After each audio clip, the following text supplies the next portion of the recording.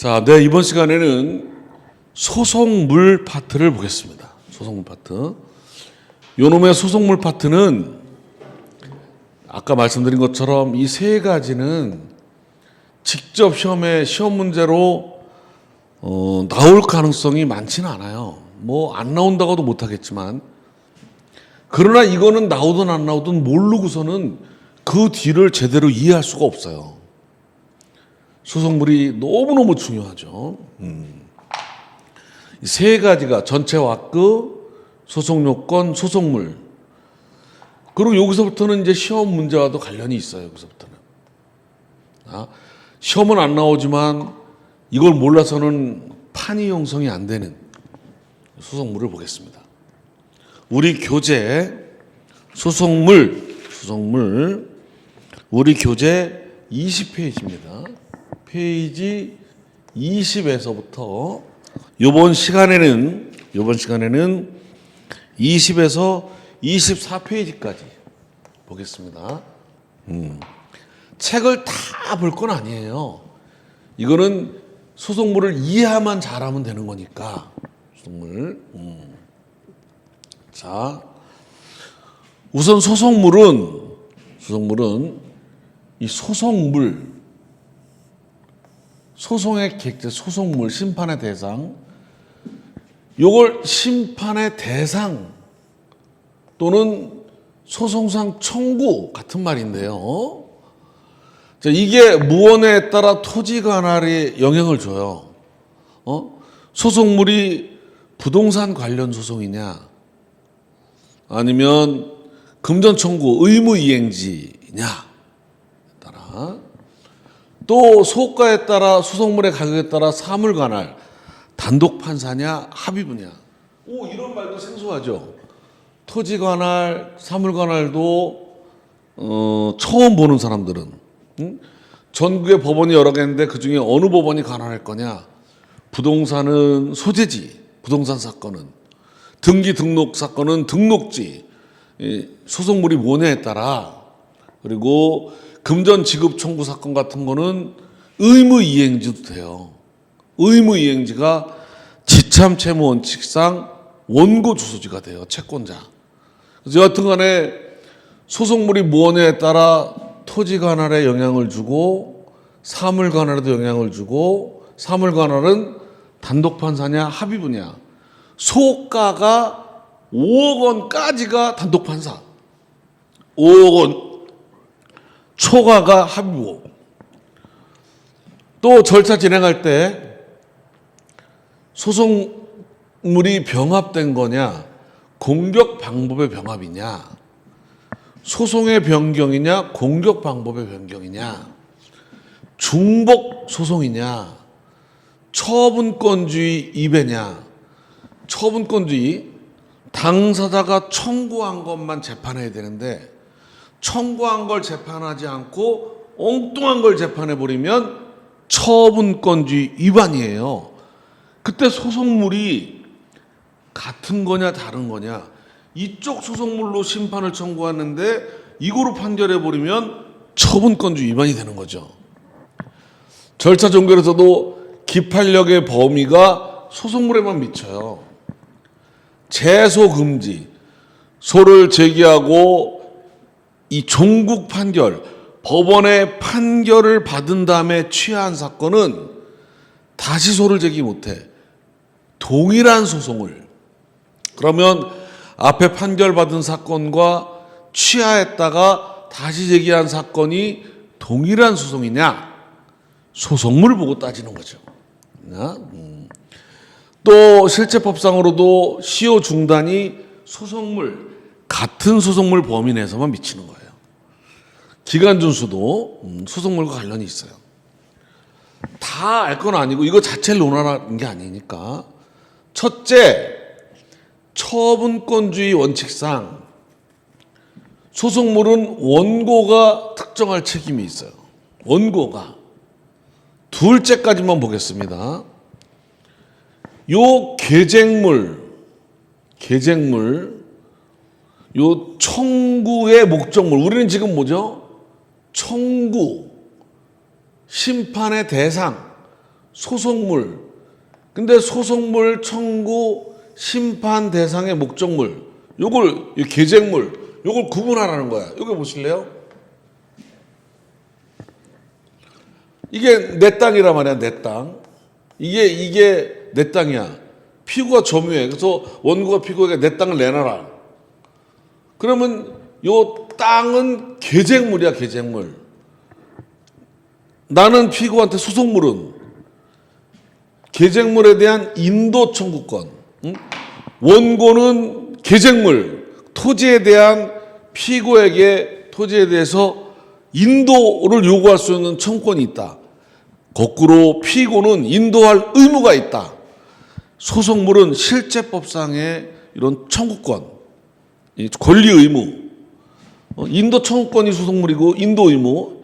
이게 소속물이지 심판의 대상이지. 이거 자체는 계쟁물이다. 소속물이 아니다. 물이 아니다. 관련이 있지만 이건 소속물이 아니라 계쟁물이다. 이것도 마찬가지예요. 남의 땅에 건물을 끌고 있다. 그러면 건물을 철거하고 토지 인도해라. 할 때 철거 대상 건물은 계쟁물이야. 소속물은 철거 대상 건물에 대한 철거 청구권.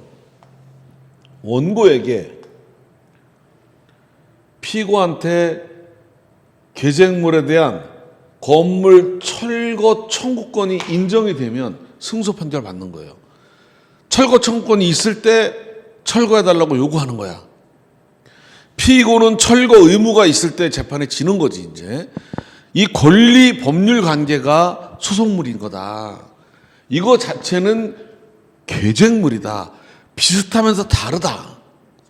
이걸 잘 이해해 놔야 나중에 기판력의 승계 문제, 또 소속물 양도 문제 할 때 이해가 꼭 필요해요. 소속물 양도는 이 권리 의무 양도가 소속물 양도예요. 이거 양도가 아니라 이 권리 의무 양도, 기판력의 이 범위, 나중에 가서 기판력 승계인 개념 따질 때도 소속물 승계를 보게 된다고. 그래서 계쟁물과 이걸 구분하는 게 중요하다. 이걸 전제로 소속물을 보는 거예요. 청구 취지 원인. 자, 이게 무슨 말이죠? 청구 취지, 피고는 원고에게 뭐 지급하라. 청구 원인, 피고가 원고에게 지급해야 될 원인을 쓰잖아요, 원인. 여기 대여금 청구권이 있다, 대여금. 매매대금, 이런 게 있잖아요. 그러면 이게 대여금 청구권이 권리 의무가 소속물이니까 대여금 청구권이 발생하면 청구 취지로 대여금을 청구하는 거잖아요. 대여금 청구권이 발생하기 위해서는 수많은 이 사실이 존재해요, 여기. 이 사실 중에 대여금 청구권 발생하게 되는 꼭 필요한 요건 사실, 요걸 주요 사실 그러고 관련 있는 사실, 이거에 영향을 주는 관련 있는 사실 간접 사실 그러고 증거와 관련된 사실을 보도 사실 그런다고. 자, 정리해 보면 여기에서 이 청구 원인 사실과 요건 사실, 청구권, 소속물, 주요 요건 사실, 이 개념을 잘 이해해둬야 돼요. 이걸 잘 이해해둬야지만 저 뒤 볼 때, 앞에 볼 때 부드럽게 넘어갈 수가 있어.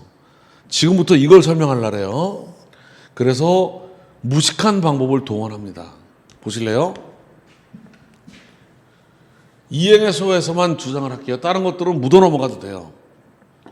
제가 사법연수원 자료 2개를 가지고 설명을 드립니다. 2개를 가지고 여러분들한테 뭘 설명하는 줄 알아요? 지금부터 청구 취지, 청구 원인, 요건 사실 이거를 설명드리려고 해요. 잘 보세요. 이 사례가 많이 줄여놓은 거지만 이 사례에서 이게 대여금 청구 사건이에요. 이 대여금 청구권이 발생하려면 원고가 피고에게 대여금 청구권이 발생하려면 이걸 발생하는 요건 사실을 갖추어야 원고가 피고에게 대여금 청구권이 발생하는 거야. 소장의 청구 원인에 요건 사실을 위주로 적으라고 돼 있어요. 거꾸로 요건 사실을 빼먹으면 안 되는 거고, 거꾸로 요건 사실과 관련이 없는 무수한 간접 사실 이런 건 적지 말고, 잘 보세요. 이걸 보면서 풀어봅니다. 이을서는 김갑동과 고등학교 동창생, 직장 동료, 그런 이유로 평소 부부 동반으로 자주 만나 예식을 하거나 가족여행도 함께 다녀왔다. 법무사 시험은요, 또 변호사 시험 기록형은, 또 옛날에 사법시험, 사법연수원에서는 이렇게 자료를 주고 소장을 쓰는 게 시험이에요. 소장을 쓸 적에 청구 취지, 청구 원인을 요건 사실 위주로 써야 돼.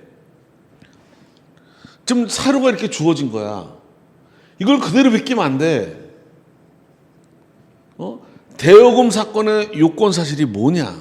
이 중에서 추려서. 그러면 나머지는 무수한 간접 사실이야, 다. 보실래요?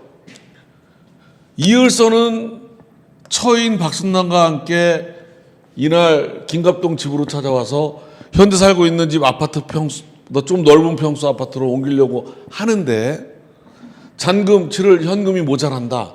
평소 은행에 불입해오던 적금이 3달 후면 만기가 되는데 해약하기 아깝다. 3달 후에 찾아서 갚을 테니까 2억 원만 빌려달라고 요청을 했다. 돈을 빌려주게 된 경위, 직접적으로 빌려준 게 요건 사실이고, 돈을 빌려주기까지의 경위, 그런 것들은 간접 사실에 불과해요. 이런 거 쓰지 말고 요건 사실로만 써야 돼. 이걸 청구 원인에 써버리면, 요건 사실 아닌 거 써버리면 법무사 시험 같은 경우는 시간도 잡아먹고 감점돼요. 감점. 당시 김갑동은 선친으로부터 상속받은 고향 토지를 매각해서 생긴 3억 원 정도의 여윳돈을 일단 은행에 예금해놓고 마땅한 재택 방법을 궁리 중에 있었는데, 이을서가 용케 이런 사정을 알고 찾아와서 월 1% 이자를 주겠다고 하면서 2억 원을 빌려달라고 간청하므로 김갑동은 평소 친분 관계상 이를 냉정하게 거절하기가 어려워서 그 다음 날인 이날 은행 예금 중 2억 원을 인출해서 김갑동 집에서 전날 조건으로 2억 원을 빌려주었다. 이때 작성한 문서가 채용증이다. 청구 원인을 쓰세요. 요건 사실 위주로 쓰세요. 요건 사실과 관련이 없는 나머지 장황한 사실관계는 쓰지 마세요. 시험 문제가. 어느 게 요건 사실이야? 이게 원고가 이날 이을서에게 얼마를 2억 원을 어떤 조건으로 이자 1% 변제기를 3달만 빌려달았으니까 변제기 3달 이렇게 변제기 3달 이렇게 3달로 감달했으니까 대여했다. 이게 요건 사실이야. 자, 이러한 요건 사실이 한 개도 빠짐없이 요건을 다 갖추어야 원고는 피고에게 무슨 권리가 생기는 거야? 대여금 청구권이 발생하는 거예요. 대여금 청구권이 발생하려면 이런 요건을 갖춰야 돼. 요건 사실. 이걸 갖춰야 돼. 이걸 한 개도 빼먹으면 안 돼. 반대로 이런 거 쓰지 말라는 거야, 이런 거. 여기 소장에서 무식하게 이걸 읽어보고 어느 게 요건 사실이야? 이게 요건 사실이야. 원고가 몇 월 며칠 이을서에게 얼마를 빌려준 돈을 빼먹으면 요건 사실을 빼먹은 거야. 이자 변제기를 빼먹으면 또 요건 사실을 빼먹은 거예요. 또 빌려줬다고 그랬는데 빌려줬다고. 이게 빌려준 게 아니라 빌려줬단 말을 안 쓰면 이게 빌려준 건지 증여인지 투자인지 모르잖아요. 요 말은 빼먹으면 안 돼. 이게 요건 사실이야. 그래야 뭐가 생기는 거야? 대여금 청구권이 생기는 거야.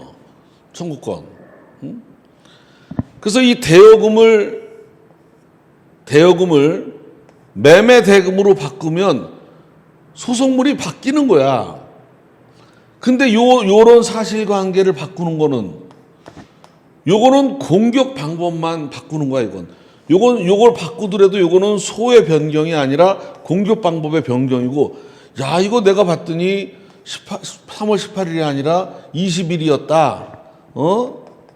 요런 자질구레한 거, 날짜 뭐 이런 걸 바꾸는 거는 공격 방법이 바뀌는 거고, 이 사실관계 자체가 대여금이 아니라 매매대금이나 손해배상으로 바꾸면 사실관계가 많이 달라지는 거 아니에요? 자,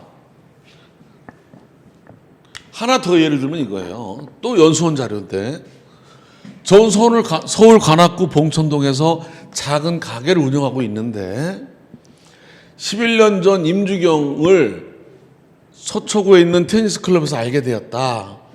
얘 고향이 강릉이고 우리 애가가 강릉이라 친밀감을 느꼈고, 제가 나이가 3살 많은 관계로 언니 동생 하면서 테니스 함께 치는 등 친하게 지내왔다. 이거를 쓰면은 요건 사실이 아니지. 여기도 요건 사실이 이건데 똑같이. 이 돈을 빌려주게 된 경위를 쓰고 있는 거지. 간접 사실을. 홍민수는 임주경의 남편인데 결혼한 지 20년이 넘고 부부간의 금술도 아주 좋은 것으로 알고 있다. 임주경은 남편과 함께 강남구 신사동에서 커피 전문점을 운영하는데 서초역 부근에 스크린 골프장을 운영해서 수입이 상당하다고 늘 자랑했고, 저는 임주경 요청으로 임주경 부부에게 몇 차례 돈을 빌려준 적이 있는데 얘들은 빌린 돈을 제 날짜에 모두 갚았고 어긴 적이 한 번도 없다. 근데 임주경과 2016년 6월 하순경 찾아와서 청담동 커피 전문점 개점에 필요한 자금이 당초 예상보다 많이 늘어나서 그러는데 여유 자금 있으면 2억 원만 빌려달라고 한다. 이자도 은행보다 높게 쳐주겠다. 2달 후에 갯돈 타서 갚겠다. 누구도 9월 말까지만 갚겠고 못 믿어오면 남편을 보증 세우겠다. 저는 임주경이 그동안 빌린 돈을 모두 제 날짜에 갚았고 어긴 적이 한 번도 없는 데다가 마침 큰아들 결혼 자금으로 쓰려고 모아둔 돈이 2억 원이 있어가지고 이날 임주경에게 현금과 자기와수표를 섞어서 2억 원을 이자는 1%, 변제기는 3개월 후로 해서 빌려주고 이때 작성한 문서가 차용증이다. 이게 차용증이 진짜냐 아니냐 위조냐 이런 거는 보조사실이고, 보조사실. 나머지 다 주요 사실은 요거, 이게 있어야 대금 청구권이 생기는 거야. 요거 밑에 노란 거 쓴 거. 요거는 한 빼먹으면 안 돼.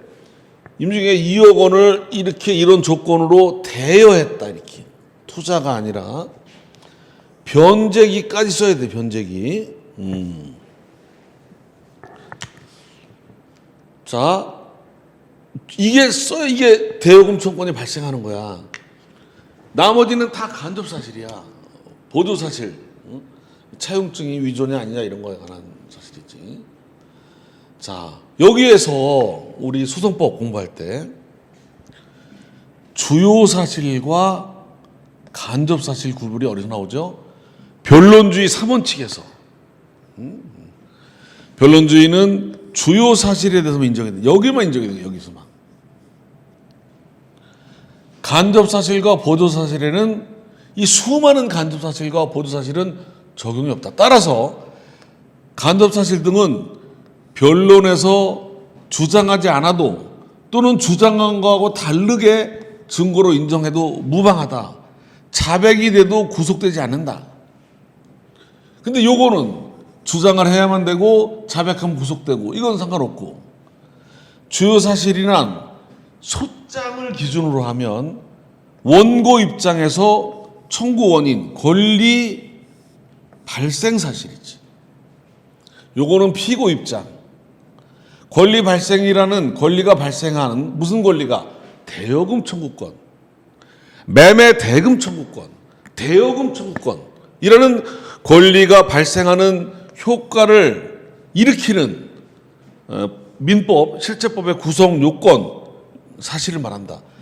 간접 사실은 이러한 주요 사실의 존재를 추인케 하는데 도움이 되는 내가 돈을 빌려주게 된 경위가 큰아들 결혼자금 준비해가지고 어쩌고 저쩌고 해서 돈을 빌려주는데 돈을 빌려줄 때 이렇게 이거를 그냥 줬는지 아니면 현금과 자기가 수표를 섞었는지 뭐 이런 것들은 이걸 섞어서 빌려줬다. 이런 것들은 주요 사실이 아니라고. 네? 추인케 하는 거지. 그리고 증거 자료, 증거 능력이나 증거 가치에 관한 사실은 보도 사실, 간접 사실에 준한다. 우리가 소송법을 공부하면서 실제로 이런 무수한 자료를 가지고 갈등을 일으키면서 어디까지가 주요 사실이고 어디까지가 간접 사실이고 이러면서 공부하면 어렵지가 않은데 이건 하나도 겪어보지 않고 그냥 변론주의는 주요 사실만 적용된다. 드립다 외우고 막 그러다 보니까 사례가 딱 주어지면 이게 응용이 잘 안 되고 그래서 제가 사례를 본 것뿐이에요. 헷갈리지 않으라고. 자, 그래서 보면 요건 사실이란 이 어떤 권리나 권리 발생, 원고 입장에서는 피고 입장에서는 이 권리 발생을 변경, 소멸, 저지시키는 이거 피고 입장. 요건으로 법에 규정되어 있는 요건, 사실, 거기에 해당되는 사실을 말한다. 간접 사실과 대비 사용되는 거다. 요건 사실은 주요 사실과 동의어다. 동의어. 요건 사실론에서 가져온 거예요, 제가. 대법원 판례 보면 당사가 변론에서 주장한 주요 사실만이 심판의 대상이 되는 거로 여기에 주요 사실은 법률 효과를 발생시키는 실제법상의 요건, 매매대금이라는 효과를 발생시키는 요건을 말한다. 주요 사실이 곧 요건 사실이다. 동의어다. 근데 대여금 또는 매매대금이 발생하려면 몇 월 며칠 돈 얼마를 변제기 얼마로 대여했고 물건 뭐를 얼마에 팔았고 이런 해당되는 요건 사실을 갖추어야지만 매매대금 청구권이 발생하는 거야. 대여금이 발생하는 거고. 마찬가지로 그런 매매대금이나 대여금이나 이런 요건 사실이 여러 개일 때 한 개라도 주장이 안 되면 변론주의, 주장 책임, 주요 사실, 요건 사실이 여러 개인데 한 개라도 주장이 안 되면 주장 자체로 이유 없는 것이 된단 말이에요. 그러니까 따질 필요도 없다. 주장 자체가 잘못됐기 때문에 따질 필요도 없다. 그래서 예를 드는 게 이거 아니에요. 예컨대 민법상 표현대리 책임을 주장하면서 대리권 존재를 믿었고 믿을 만한 정당한 사유가 있다고만 주장을 하고 기본 대리권이 존재에 관한 주장을 빼먹었다면 주장 자체로 표현대리 주장이 주장 자체로 이유가 없는 게 된다. 요건 사실은 빼먹지 말아야 된다. 한편에서는 요건 사실을 한 개도 빼먹지 말아야 되고 한편에서는 요건 사실과 무관한 간접 사실 이런 거를 써야 되느냐 말아야 되느냐 소장에서 쓰지 말려면 쓰지 말고 이렇게. 자, 이게 소장의 청구 원인이 자 원고가 소장을 쓰잖아. 청구 취지로 피고 원고에게 대여금 얼마를 지급하라 이렇게. 원고가 청구 취지로 주장하는 권리, 피고 원고에게 1억 원 및 얼마 줘라. 이 권리에 발생하는 원인 사실, 대여금 청구권이 발생 원인 사실을 권리 발생 근거 규정을 쓰는 거지. 그게 물권적 청구일 수도 있고 계약일 수도 있고 등등. 계약이라면 물품 매매 대금일 수도 있고 대여금일 수도 있고 등등. 자, 그래서 청구를 이유 있게 하는 사실관계. 청구 취지가 효과라면 청구 원인이 요건이야. 요게 요건 사실이 다 한 개도 빠짐없이 갖추어 줘야지만 이렇게 청구를 할 수 있는 권리가 생기는 거지. 이게 요건 사실이다, 이게. 주요 사실이고. 이게. 그러니까 여러분들이 실제법상의 청구권 개념과 청구권, 소송물, 이게 만들어지게 되는 여러 가지 주요 사실, 요건 사실, 간접 사실, 보조 사실. 이걸 구분해서 이 청구권 변경이냐, 이거 변경이냐, 이렇게 구분할 수 있는 게 필요하다. 네? 자, 이렇게 되고요. 이 정도만 보면 되겠어요. 그래서 금전 청구의 경우를 보면, 잘 보세요. 금전 청구는 소장 청구 취지 쓸 때 뒤에 나옵니다. 저 뒤에.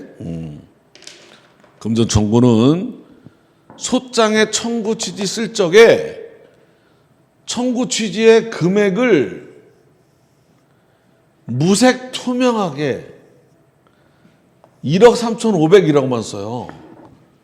자, 금전 사건 청구 취지는 무색 투명하게 돈 액수만 씁니다. 여기 이 돈에 대해서 이렇게 채무의 종류가 물품 대금인지 대여금인지 종류를 쓰지 않아요. 피고론고에게 대여금 1억 달러 이렇게 안 써요. 대여금이란 말을 안 쓴다고. 그냥 돈만 쓴다고. 이행할 채무의 종류나 성질, 손해배상 이런 거 안 씁니다. 무색 투명하게 1억 3,500만 쓰다 보니까 어떤 일이 벌어진다?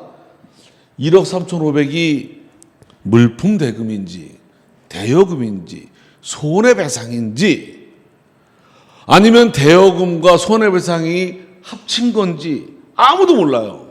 이런 거는 청구 원인에서 쓰게 돼 있어요. 청구 원인에서. 청구 원인에서 의무 내용에 따라 대여금이면 대여금의 요건 사실을, 물품 대금 사건이면 물품 대금이 발생하게 되는 요건 사실을 청구 원인에서, 손해배상이면 손해배상이 불법행위로 인하면 불법행위로 인한 요건 사실을, 채무불이행이면 채무불이행으로, 이렇게 청구 취지는 무색투명하고 청구 원인에서 이걸 쓰게 돼 있단 말이에요. 요건 사실을 청구 원인에서 요건 사실을 갖추어야지만 요건 사실이 완비돼야 돼. 한 개도 빼먹지 않고 완비돼야지만 그런 권리가 생기는 거야. 효과. 그래야 청구 취지로 구할 수 있는 거지. 요건. 이렇게 요건 사실을 빼먹으면 안 되는 거다. 법무사 시험 같은 경우에는 빼먹지 말고 요건 사실을 써라. 요건 사실만 쓰고 자지부지한, 지지부지한 간접 사실 쓰지 마라. 시험 문제는 이렇게 많이 주고 전부 간접 사실인데 키워드를 뽑아서 요건 사실을, 이게 요건 사실이 완성이 돼야만 청구권이 발생하는 거고 청구 취지. 근데 여기서 이제 이걸 구성하려고 하는 거예요. 보세요. 자,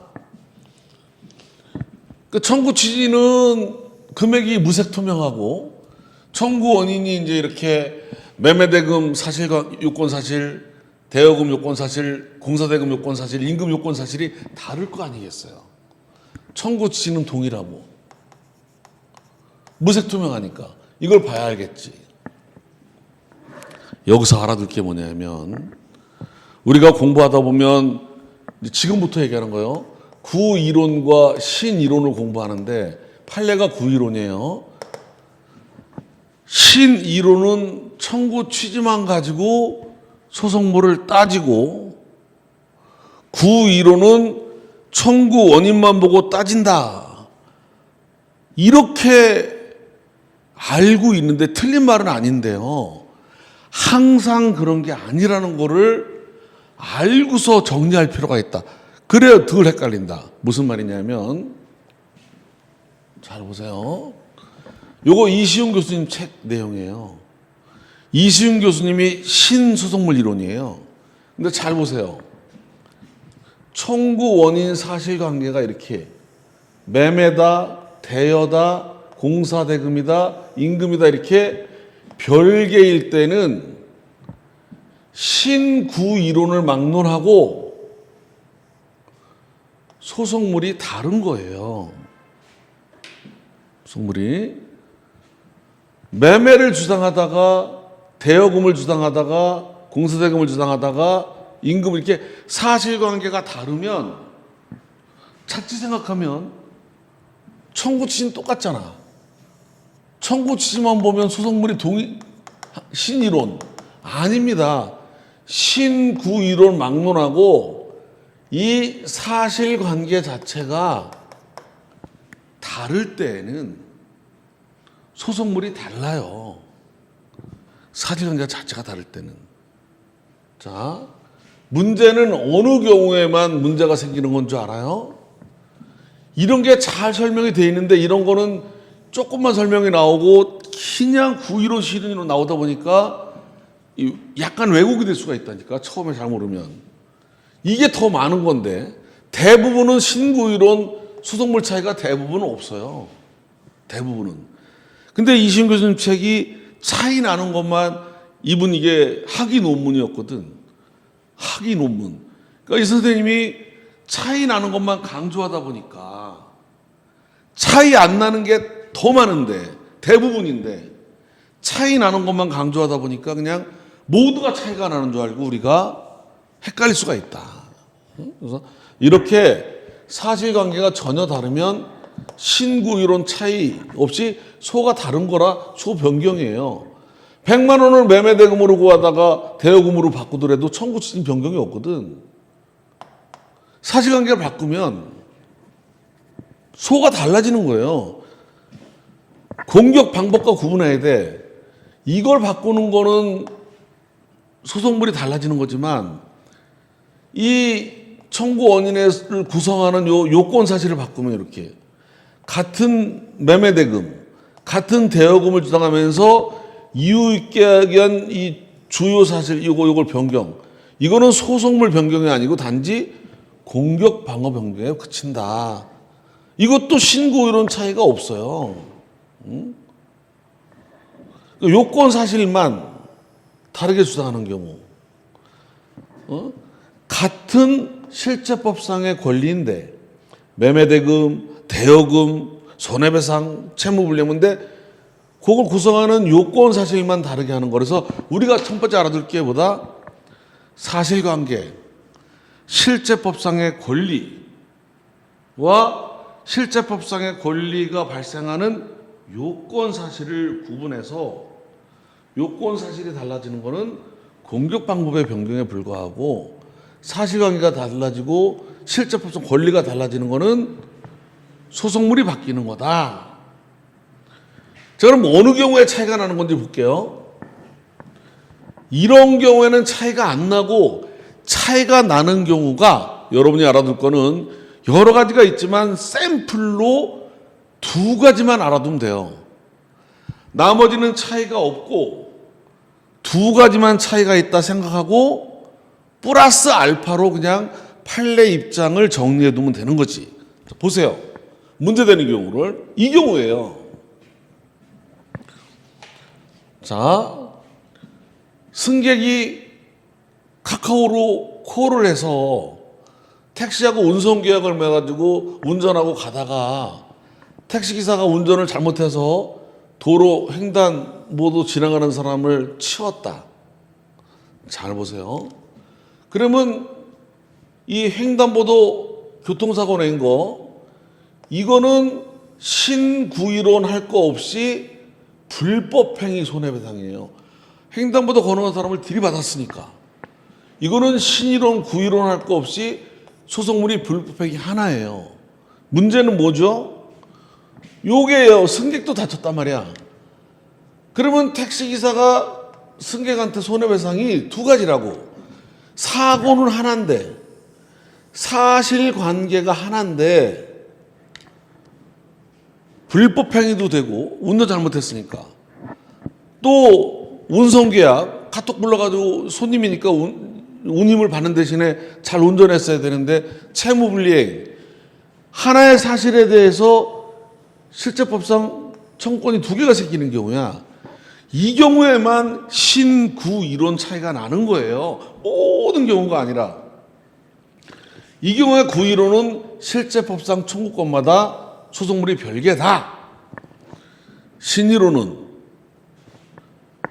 청구 취지만 보고 소송물이 하나고, 이거는 공격 방법, 법률 관점에 불과하다. 그죠?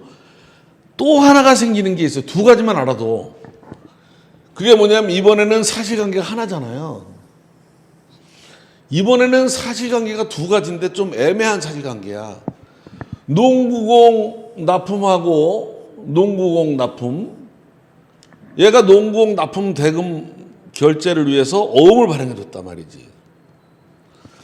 그럼 결국 농구공 값 주려고 한 건데, 구이론에 의하면 물품 대금도 생기고 어음금도 생기지. 신이론이, 신소송물 이론이 이 경우에만 둘로 갈라지는 거야. 이시훈 선생님처럼 무조건 이런 일본지설은 이 경우에도 결국 농구공 값 받는 거니까 소송물이 하나라는 거고, 신이론에서는 이 분지설 그래가지고 원칙적으로 청구 취지로만 하지만, 신이론에서 이 경우는 농구공 매매 말고 어음 발행이라는 또 하나의 사실이 있으니까 이 경우에는 소송물을 두 개로 보자. 그래서 신이론은 일분지설은 이런 경우도 청구 취지만 보고 하자. 어느 경우 이거 두 가지 나눠서 두 개만 염두에 둔대.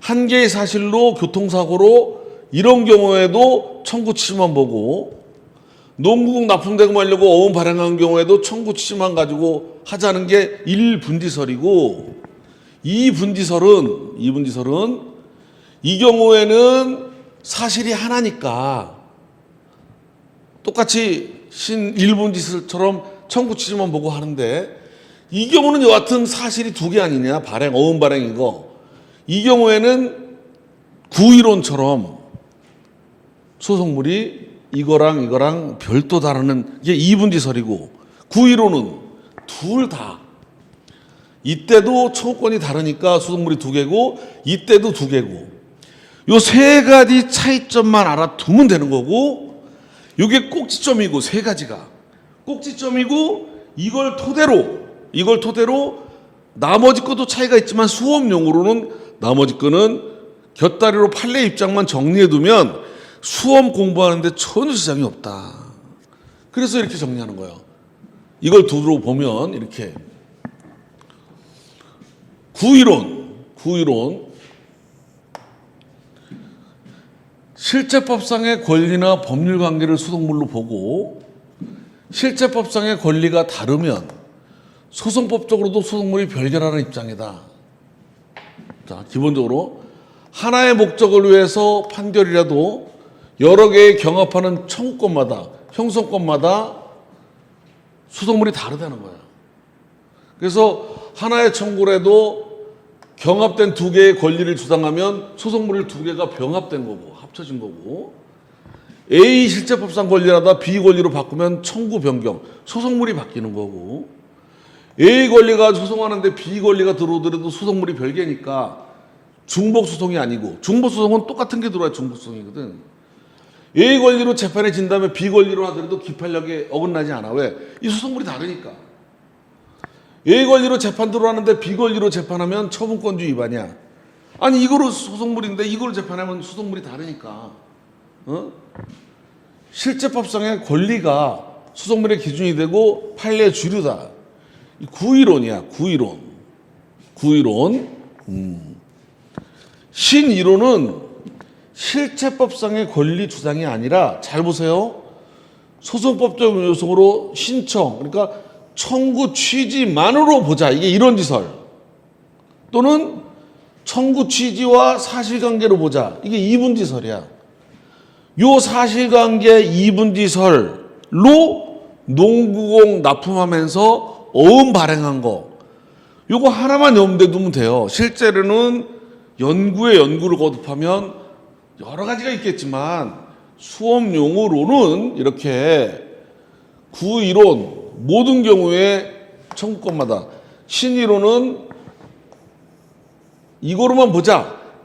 하나의 교통사고에 두 개 권리든 농구공 납품대금 사실관계든 이거로 이런 1분지설, 2분지설은 이거로 보되 농구공 납품, 교통사고는 하나의 사실관계니까 수송물이 하나다. 채무불이행이나 기약이나. 그러나 이 농구공 납품대금 어음 발행은 두 개니까 이걸 신수송물 이론 그럽니다. 신수송물 이론. 실제법상의 권리는 수송물의 요소가 아니라는 거야. 왜? 이거는 청구 취지나 사실관계. 실제법상의 권리는 보지 않아.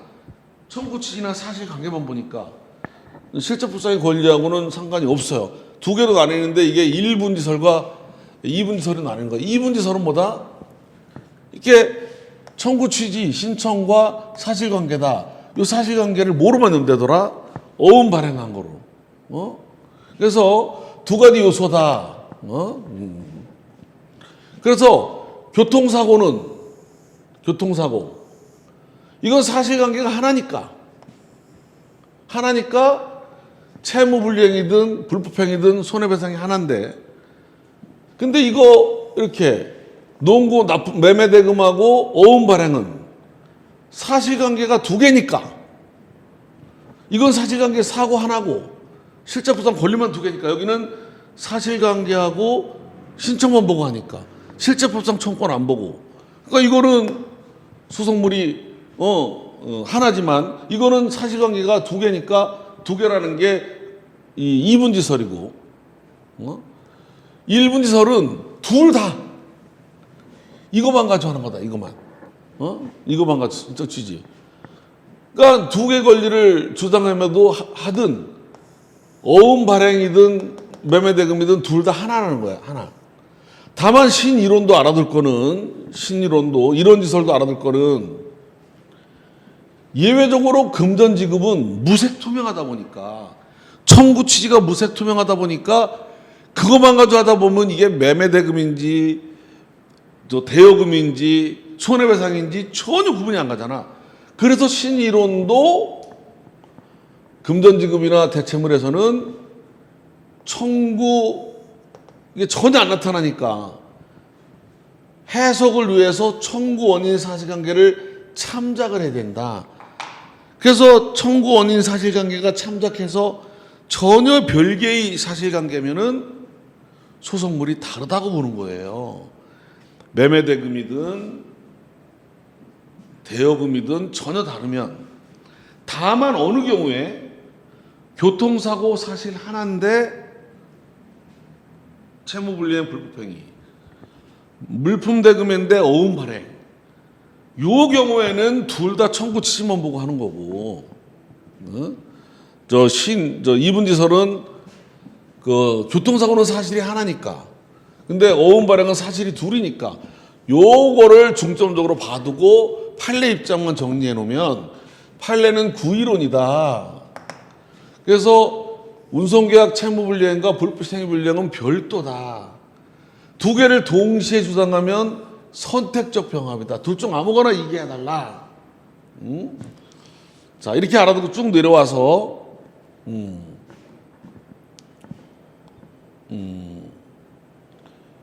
어음수표, 이것도 두 개가 별도고 넘겨서 3번은 안 봐도 큰 정려장 없고요.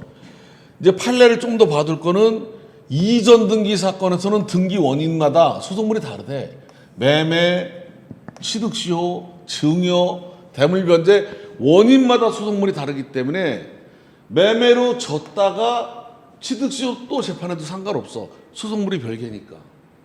근데 이게 웃긴 게, 말소 등기 사건에서는 말소 청구권만 수속물이고 말소 사유는 이거는 수속물이 다른 게 아니래요. 말소 사유가 다른 거는 이전 등기 원인과 달리 말소 사유는 공격 방법에 불과하대. 무효 사유에 불과하대. 그래서 말소 판결을 한 번 지고 나면 말소 사유가 다르더라도 또 재판을 못해. 요거 차이가 나오고, 손해배상 사건에서는 손해 3분설, 적국손해, 소극손해, 위자료, 손해 수속물이 별개라는 거 나올 거고, 이혼 소송에서는 이혼 사유마다 수속물이 다르고, 재심 해소에서도 재심 사유마다 다르다. 요 판례만 알면 그만이다. 그래서 학설을 소화시키기 위해서 답안지 했을 때는 이거대로 쓰지만 이해를 할 때는 제가 말씀드린 대로 꼭지점을 염두에 두고 이해하고 있으면 좋겠다. 답안지에는 제가 한 얘기를 쓰는 건 아니고 이거대로 그냥 사실과, 그러니까 신청, 청구 취지와 사실관계만 가지고 하느냐, 이분지설. 그때 머릿속에다 사실관계는 어음 발행을, 1분지설은 청구 취지만 가져간다. 청구 취지만.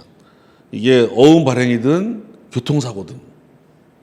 그러니까 교통사고와 어음 발행만 갖다 대비시키고 나머지는 정리하면 된 거예요. 교통사고는 사실이 하나야. 근데 권리가 두 개야. 구이론. 신이론은 어느 쪽이든 사실이 하나이기 때문에 수속물이 하나야. 근데 이분지설은 어음 발행하면 사실이 두 개야. 그러니까 이 신이론에서도 신적 취지만 보려고 하는 1분지설과 사실관계가 다르다 해서 이분지설로 새끼치는 거지. 전체적으로 청구 취지 금전 청구 사건은 무색 투명하기 때문에 원인을 참작은 해야 되고, 참작해서 사실관계가 전혀 다르면, 아무리 청구 취지가 같더라도 사실관계가 전혀 다르면 소속물이 다르다는 거는 신구이론 차이가 없는 거고. 이 판례, 원고가 이전 등기를 매매를 원인으로 재판했는데 판사가 원인을 다르게 담보약정 원인으로 이기게 해줘도 처분권주의 위배야. 재판한 건 재판 안 하고 다른 거로 재판했으니까. 피고가 팔을 잘못 팔아가지고 손해배상 청구했는데, 불법 행위로 손해배상을 청구했는데 채무불이행으로 인정해도 수속물이 다르기 때문에 처분권주의 위반이야. 어디까지나 구이론 입장이지만 예외, 최근의 판례가 이제 형식을 떠나서 목적과 실질에 비추어 볼 때, 목적과 실질에 비추어 볼 때 동일 수속물로 본 사례가 바로 뭐다? 말소 등기와 진정 명의 회복. 이게 법무사 쪽에서는 굉장히 중요한 개념이야. 이게 여러분은 자세히는 안 보더라도 여기까지는 알고 있어야 돼. 판례가 말소 등기와 진정 명의 회복은 형식은 전혀 다르지만 청구 취지도 다르고, 그렇지만 이루려고 하는 목적과 실질에 비춰볼 때 동일 수속물이다. 그래가지고 이거예요. 이게 내 건데 원인 모르고 넘어가잖아. 넘어가고. 그러면 이제 상식적으로 알아둘 거는 얘는 무효기 때문에 권리가 전혀 없는 애야. 이게 이제 법무사나 기록형 변호사 시험에서 소장 쓸 때 주의할 게 뭐다? 얘가 찾아오려면 다 말소시키잖아. 근데 이거를 이렇게 말소하고 이렇게 말소하고 이렇게 말소하라면 큰일 나요. 얘는 무효기 때문에 말소 등기를 받을 권리도 없어요. 이렇게 하면 안 되고 어떡한다? 이렇게 말소하라 해야 돼. 너도 얘한테 진정 이렇게 말소. 큰 차이가 나. 여하튼 이렇게 말소를 해야 되는데, 이 사람들이 사망한 지가 오래되고 이거 중간에 많으면은요, 이 말소 재판이 너무 힘들어. 다 말소시키고 찾아오는 게 너무 힘들다 보니까 어떤 경우가 있다? 사망 한 걸 다 말소하는 건 너무 힘드니까 그대로 두고 제일 꽁지한테 진정명의 회복을 원인으로 내 앞으로 이전 등기해라 이렇게. 그래가지고 이 일을 찾아오게끔. 진정명의 회복을 원인으로 이전 등기하는 거지. 이렇게. 그래서 이때 진정명의 회복을 원인으로 이전 등기 사건인데 이게 말소 등기와 청구 취지는 다르지만 목적과 실질에 비춰볼 때 동일 소송물이다는 거예요. 그리고 이제 소송물 이론에서 우리 일부 청구 문제까지 보면 가분적인 채권의 일부만 청구 왔을 때 소송물을 어떻게 처리할 거냐. 갑이들한테 1억 원 돈 받을 게 있는데 얘가 4천만 원만 먼저 소송이 들어왔다. 그럼 소송물이 4천만 원만이냐 아니면 1억 원 다냐? 자, 학설. 일부임을 명시 안 했더라도 4천만 원만 소송물이다. 일부 청구 공정설. 자, 1억 원 중에 4천만 원이 변제기가 다르다 예컨대 1억 원 중에 4천만 원은 하고 6천만 원이 변제하기로 한 날짜가 다르다거나 이렇게. 이게 뭐야 이게? 그 일부가 일정한 표준으로 특정되지 않는 한, 그 일부가 일정한 특정으로 특정되지 않는 한, 거기 일부 청구, 일부가 일정한 표준으로 특정되지 않는 한, 요 단서가 붙어야 돼요. 요거는 2번 나와서 하나 치우고, 일부만 청구하더라도 이 특정한 표준으로 특정되지 않은 경우라면 일부 청구했더라도 1억 원 전체가 소송물이다. 다만 그 일부 청구 금액은 인용 한도액, 내 받아주는 인용 한도액을 결정하여 그친다는 부정설. 세 번째, 일부 청구라고 명시하면 나 4천만 원만 먼저 청구하는 거다 하면 요것만 소송물이지만 명시 안 했을 때는 전체를 소송물로 봐야 된다는 절충설이 있다. 자, 일부 청구는 내가 조금씩 나눠서 청구할 거냐, 한 번에 할 거냐, 이렇게 분쟁의 이례적 해결 요청, 한 번에 다 해결하려고 하는 분쟁의 이례적 해결 요청과 조금씩 청구해도 되는 분할 청구의 자유 존중을 비교 형량할 필요가 있다 할 때 중복 소송의 경우는 따로 볼 거고, 세 번째 견해, 이렇게 분쟁의 이례적 해결려고 하는 견해와 분할 청구 자유의 존중을 비교 형량할 사항이라고 본다면 절충설, 명시한 경우와 안 한 경우를 나눠서 이게 타당하다. 자, 여기까지. 그리고 확인의 소송은 이건 신구 이론 차이가 없이 확인의 소송은 청구 취지만 가지고 동일성이 특정된다. 신구 이론사의 차이가 없다. 형성에서는 형성권마다 구이론이 판례가, 확인에서는 신구 이론 차이가 없이 이렇게 정리해두면 우리 소송법을 이해하거나 케이스를 풀거나 시험에 나왔을 때 해당되는 걸 적는데 전혀 지장이 없을 거다. 자, 이렇게 해서 여기까지 소송물 이론을 정리했어요. 24페이지까지 했습니다. 수고들 했습니다. 좀 쉬었다가 소의 이익 부분을 보겠습니다. 네.